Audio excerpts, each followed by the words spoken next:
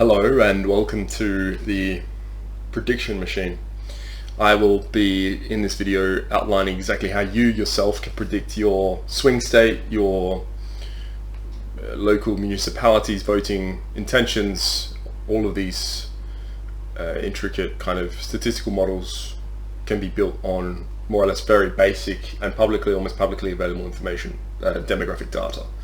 So if you're listening to any obnoxious data wonk calling themselves a statistician, electoral statistician or something, then just know that they're probably using polling data. Polling data is not normally too reliable far out in the future. We saw a lot of large publications with terrible prediction methods, and even the famously data-based ones still skew because of obviously they jade themselves with a lot of misinformation when it comes to what political stances mean. Anyhow, what I've done here is broken down a little bit demographic data. We'll go through exactly what is in there now, what you can add to make it even more specific and get your predictions even closer. But this is a fairly easy and intuitive version of what's required to understand voting intentions. So this is a little bit of statistics, but not so much. And knowing that we can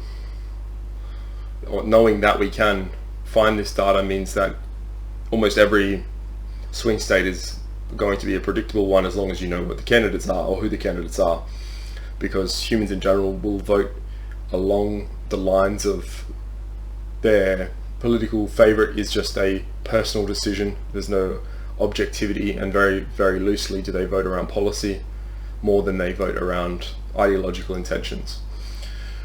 The contradistinction to this is people think Americans in general vote along party lines. They're very partisan, and in the way that that's true, but it's, I think, a reverse understanding that you're already inclined to be a Democrat if you were a certain demographic anyway. So it's tautological in the way that who you are is already defined by the party you would have joined, and therefore the party distinction is almost meaningless because you'll vote for the candidate who is coloured in these teams' colours versus my team's colours. But that's, it's just a representative of who you are as a piece of data, which obviously is a super gameable system, which is why it's so disappointing that it's so easy to do, because we have a lot of lazy voting, which is not even to count in the likelihood of certain demographics voting at all. If you're a young rural person who is unemployed in a safe seat or like a safe state, so that state always votes typically one way, then you'll not likely vote. So just knowing certain things about someone means that we can intuit certain decisions around voting or who are you voting for. So let's go through the methodology a little bit. That should be helpful, I think. Here I've outlined, I think, not necessarily in terms of importance, and usually you would do this statistically in software or at least using pivot table, but what we'll do here is just break it down so it's a bit more understood. Here is basically what we consider one of the core demographic truth factors, or whatever you want to call them, but it's basically what skin color are you. And there's a long history of this in America where Irish people and Italian people have not always been white, and that's now with the introduction of different, very, very varied and different races, your ethnicities, you have this massive distinction. However, you will find for analysis like this one, we're just going to keep it very simple. It's a 1 minus n. So if you're a white man, then this is the first qualification factor distinction. White woman, or if you're other man or other woman. Basically, on this very small level, you can determine quite a lot actually about someone, particularly if you know the state that they're in.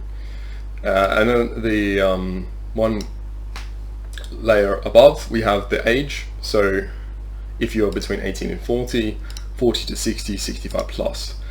Once again, you can break these down into the more granular atomic level of each integer can have a different value, so 18, 19, 20, 21, blah blah blah, but Here we've just grouped them. I think it's a demonstrable that you can understand where I'm going with this. Then the education level, so whether they have education in junior college or above or high school and less, we can also determine a lot about you. Then putting in what type of participation you have in terms of the workforce.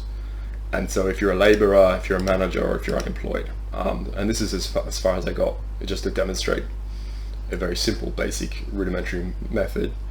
But you can take these categories, and as long as you have the statistical representation in the Federal Bureau of Statistics around the denomination of the people in certain areas, you'll be able to deduce more or less voting intentions. You can also do it in other ways around GDP, and I think there's something to be said around number of children. Sorry, you can't see where I'm typing. I'll just move this. Number of children. You can look at fitness levels,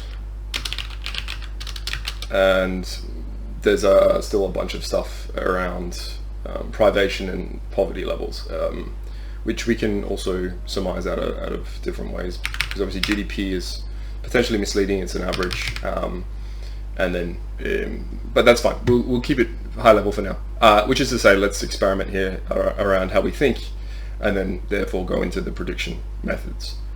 We know, I think, in general, that America is about 330 million people, and of that you have more or less 180 million people who can legally vote and or are likely to vote, and of that you have, so I would say, a lot of votes not being meaningful. So California, not meaningful. New York, not meaningful. Texas, very unlikely to be meaningful.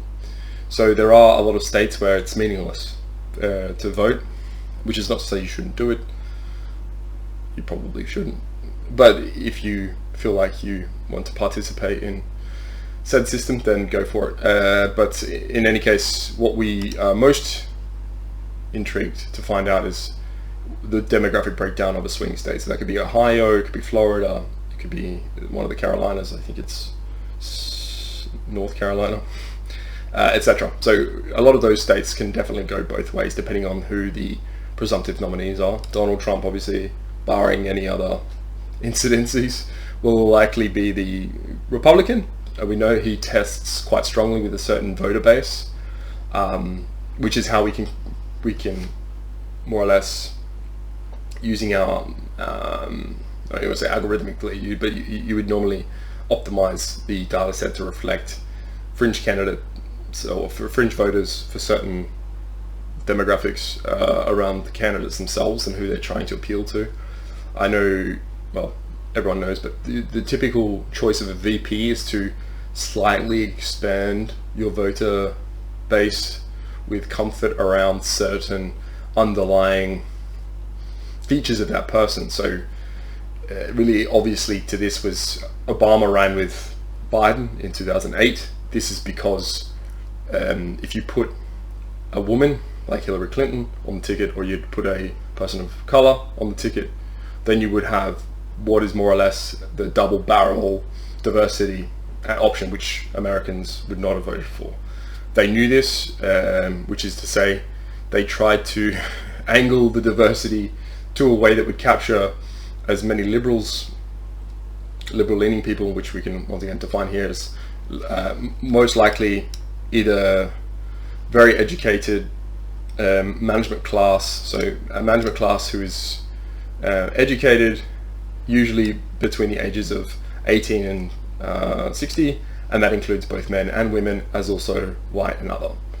These people are typically thinking of themselves as being very morally progressive. They are a lot of the voter base in some areas that are particularly important to win, whereas obviously in Florida you have a lot more of the 65 plus retiree vote that you do need to win. Once again, it can come down to a different subsector. Then looking at the level of, which is to say, so obviously we're talking here around a lot of known coefficients, and the coefficients here are super important from a who you pick as your team and what message that team is sending. Joe Biden, obviously, in that 2008 election, being friendly with older boomer voters. He was a senator for since time immemorial almost, and he was well known around those circles for his beliefs. And you would have considered his nomination next to Obama as actually quite a disparate ideological one, given they're really two different trajectories in both their lives and their supposed values in both their senatorial voting terms, but also I think personally how they acted. But when you have this very clear-cut bipartisanship where you have to completely buy into a party's identity rather than necessary policy, like you would in some other countries, then you are just choosing votes and how we can best think about combating that. So Mitt Romney was not enough of an appeal to the remaining voters. He got these hardcore Republican. Once again, those are always kind of people who will not vote for someone like Obama, so they didn't really care too much about losing that vote. And you can see that from a state, say like Arkansas or even Tennessee, where you'll have a much higher distribution of, say, labor class with high school or less education and white men and women in the ages of 18 to 60, potentially a lot more at 65 as well. Those type of factors are very easily understood in terms of voting intention. So bringing us to the relevant discussion, which is obviously this current election, we are going to assume for this video today, and maybe I'll update this if it's important enough to do so at a further stage if Kamala Harris is not the presumptive nominee for the Democrats. But running with Kamala, say Kamala, running with Harris is to say that she is not a good pick because her appeal is to a core constituent of voters who would have voted Democrat no matter what. We're talking about mostly women up to the age of 65, so this kind of demographic here, and particularly the educated women who are both labourers and managers. Labour in this sense would be nurses, teachers, any class of employed person who doesn't manage other people, not just walking around and dealing with people, but managing people from a very hierarchical sense. So you're a middle manager of an IT company, or a lab technician manager for 15 scientists, something like that, where you're very clearly, whereas if you're a scientist and you're not managing anybody, you are actually a labourer because you're just selling labour and you have no direct managerial responsibilities. But you're very educated, so obviously we have ameliorating factors around being able to judge who you're likely to vote for. And you'll have a bunch of people, not that many people watch my videos, but a bunch of people will say, oh, not me, I'm a very uneducated brown woman and I'm voting Trump. Your data doesn't represent me. You're kind of obviously highlighting exceptions to rules, meaning the rule exists and therefore the rule is useful to determine on statistics on a n equals 330 million basis. It is very simple to follow the trend here, and having these aberrations and outliers is almost negligible from the result perspective. Thereby, the biggest changes to predictions are always demographic shifts. So if you do have a large movement of people from one place to another, so say it is retirees from New York moving to Florida, and New Yorkers tend to vote Democrat, then you'll find that Florida becomes more and more a swing state, in the sense that what is valued down there could be a slightly more liberal environment, and liberal meaning, well, we all know what liberal means. So this also applies to things like other places like Colorado, which has had a large influx. I think Texas is even seeing a large influx of Californians, not to the extent that it'll swing, but enough for it to matter from in the future we should know how the immigration, obviously internal migration works as a mechanism to understand. And then you'll have, as always, as with every election, a lot of discussion around the construction of voting lines.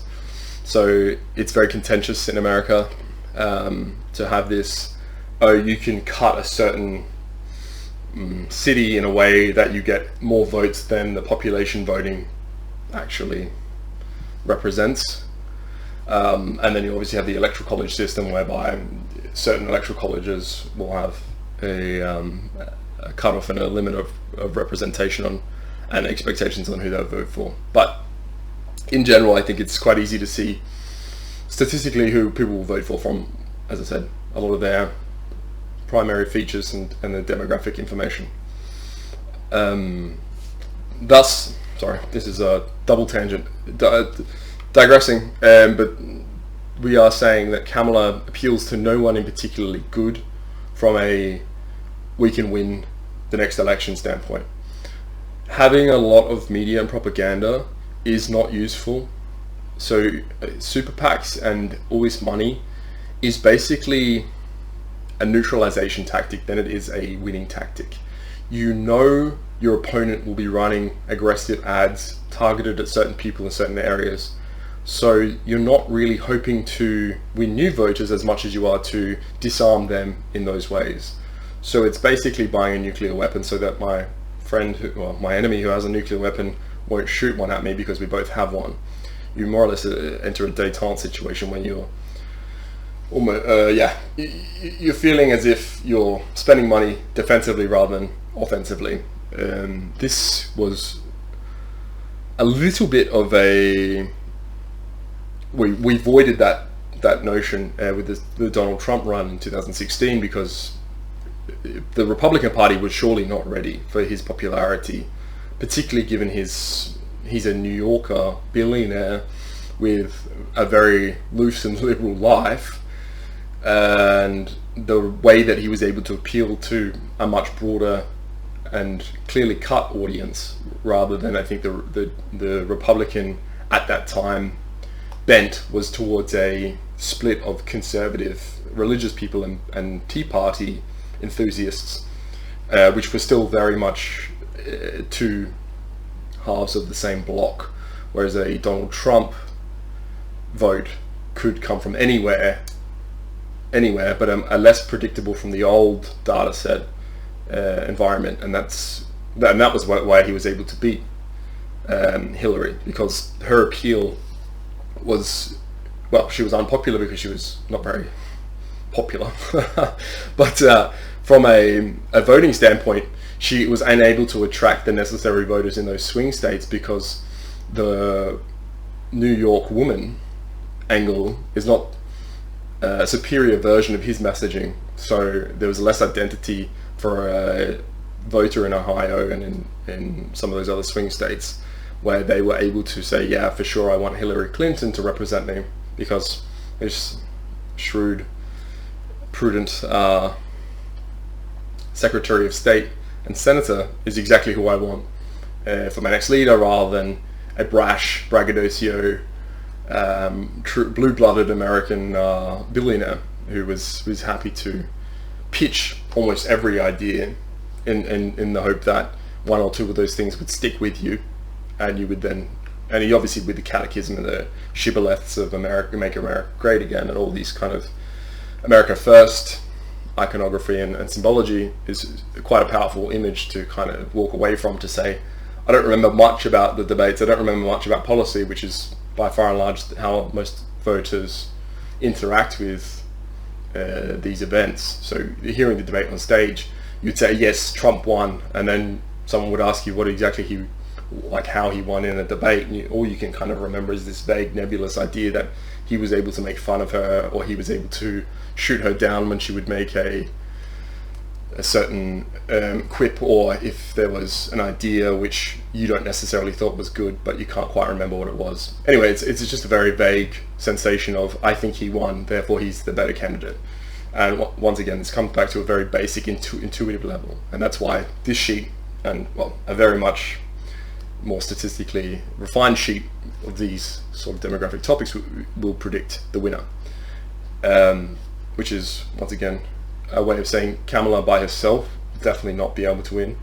She would need a vice president who would not garner the same overlapping interests. So if you think of it as a Venn diagram of voters, and that in the middle maybe you have swing voters and libertarians, and only in, sorry, this is a very weird circle, but in that cross section you have swing voters and libertarians and these other non-aligned voters only in the swing states that you care about winning, because obviously you only need electoral college votes to win.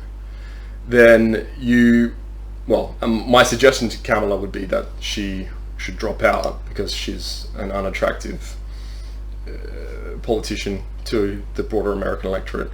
But in lieu of that, she would need to pick someone like a Marco Rubio, or you can't pick another woman, I think, as much as I don't really care about the gender angle. Having two women on a ticket is an impossible situation, so she's limited in terms of it has to be a man, and it has to be a man who is either a Biden-like grandfatherly figure, which then you're running the risk of alienating a lot of people who thought Biden was already too old, versus a similarly aged, say 50s, 40s man who happens to be, I would say, a bit like the governor of Florida, the short guy. Can't remember his name, but how he's almost ethnically aligned. I think he's Italian, but you could think, oh, maybe he's Hispanic, or he's almost light-skinned Mexican, because of the way that he would be able to attract potential voters in swing states. And if you could therefore garner enough support, you could definitely make a proper charge at the Trump-Vance ticket. At this stage, I doubt the governor of Florida or Marco Rubio will join Kamala and cross the aisle to be a VP for her. So she is very limited in what she can do. I think the recent disinclination of Obama to approbate her as a candidate is his political instincts telling him, and I think rightly in this case, that she's not capable of winning. So to have a diversity angle is fine. Typically it should be reserved for the VP side, at least in this election cycle. But if it is going to be someone like Kamala, she definitely needs to put out a wild card from the VP side, and once again, it's going to be very difficult to find someone who has as much vim and as much personal charisma as someone like Trump to counteract that. But in any case, hopefully this was illustrative. I know we didn't necessarily put in the variables here, but like I said, it's very simple to do, and you can calculate exactly who's going to win. So if it's a man and he's white and he's between the ages of 14, educated labourer, then it's likely going to be a Trump at this point. If you're not white but a man in the same, you might, depending on your swing state, so maybe I should put state here, because obviously Midwest and the South versus say Eastern Coast states still have slightly different, but and you could almost put up here like tech and not tech in terms of your field of work, which is to say that you'll have these people voting like this, and I can do this really intuitively. It's you don't have to meet that many people to understand how this works. Anyway, that's the maybe part one bit version of this, and then if there's enough interest, I can go through and actually forecast the next election and tell you how Trump wins, all the electoral college votes against Kamala, because she's a horrible candidate.